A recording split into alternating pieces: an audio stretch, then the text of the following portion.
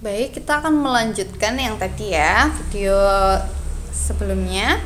Nah, tadi kita sudah sampai ke ciri-ciri makhluk hidup yang tumbuh dan berkembang. Sekarang kita yang ke berkembang biak. Nah, kalau pada manusia, bagaimana cara berkembang biaknya? Itu dengan melahirkan. Kalau pada hewan, dia ada yang bertelur, ada yang beranak atau melahirkan. Kalau yang bertelur berarti dia termasuk ovipar. Kalau yang beranak atau melahirkan dia termasuk vivipar. Namun ada juga hewan yang dapat bertelur dan beranak dan melahirkan. Berarti namanya ovovivipar. Lalu bagaimana dengan yang tumbuhan? Nah, tumbuhan ini terbagi menjadi dua, yaitu dengan cara vegetatif dan juga generatif.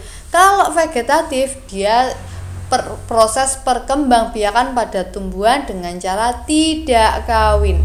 Kalau yang generatif dengan cara kawin. Apa bedanya tidak kawin dengan kawin? Kalau tidak kawin atau vegetatif, dia itu tidak ada pertemuan antara sel kelamin jantan dengan sel betina atau sel telur.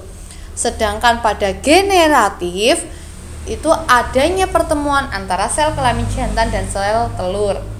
Nah, contohnya apa kalau yang vegetatif atau tak kawin? Contohnya yaitu tunas pada pohon pisang. Nah, pernah lihat pohon pisang kan? Dia akan sampingnya induknya itu akan muncul tunas baru anaknya. Dan dia akan menjadi pohon pisang yang baru. Terus dengan cara mencangkok. Itu juga contoh perkembangbiakan vegetatif secara buatan. Kalau yang pisang tadi secara alami, kalau yang mencangkok ini buatan. Kemudian kalau yang generatif, nah kalau generatif ini ya ditanam dari biji atau dia mengalami penyerbukan. Terus kemudian ciri-ciri makhluk hidup yang keenam yaitu peka terhadap rangsang. Nah, nama lainnya itu iritabilitas. Teman-teman tentu pernah melihat tanaman putri malu. Nah, dia jika ada rangsangan berupa apa? Berupa sentuhan, dia akan menutupkan daunnya. Kenapa kok putri malu harus menutupkan daunnya? Karena untuk melindungi dirinya. Supaya apa? Supaya tidak dimakan. Dimakan oleh siapa? Dimakan oleh binatang herbivora. Herbivora yaitu binatang pemakan rumput. Contohnya apa? Kambing. Kambing ketika dia makan rumput nih, misalnya di dekatnya ada tanaman putri malu.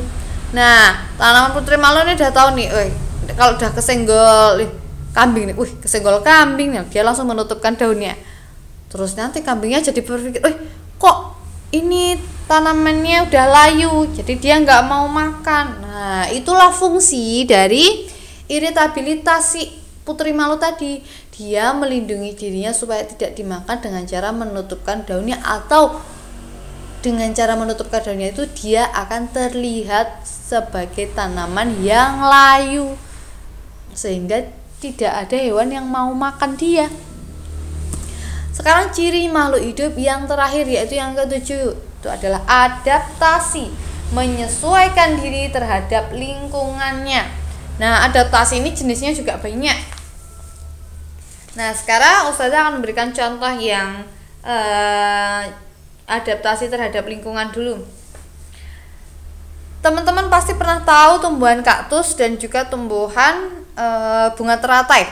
Apa bedanya? Bedanya lingkungan hidupnya. Kalau kaktus hidup di lingkungan kering, sedangkan teratai dia di air. Karena hidup di air dan hidup di lingkungan kering, tentu saja ciri-ciri fisiknya berbeda. Apa yang paling membedakan? Daunnya. Kalau kaktus dia daunnya kecil sangat, bahkan seperti duri jadinya. Kalau teratai berdaun lebar dan juga tipis. Apa fungsinya? Nah, kalau pada kaktus dengan adanya daun yang sempit, maka dia akan mengurangi penguapan. Pada lingkungan yang kering berarti kan airnya sedikit.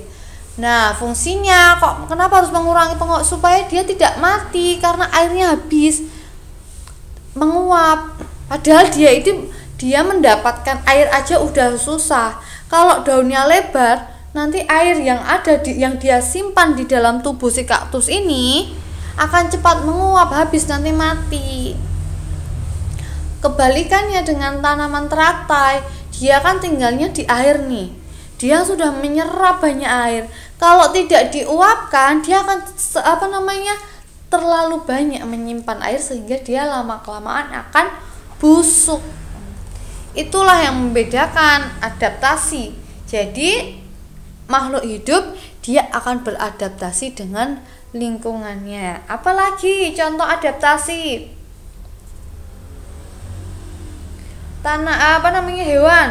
Kayak bunglon, dia juga beradaptasi dengan mengubah warnanya. Nah, itu tadi kita sudah mempelajari tentang klasifikasi makhluk hidup yang poin A dan B.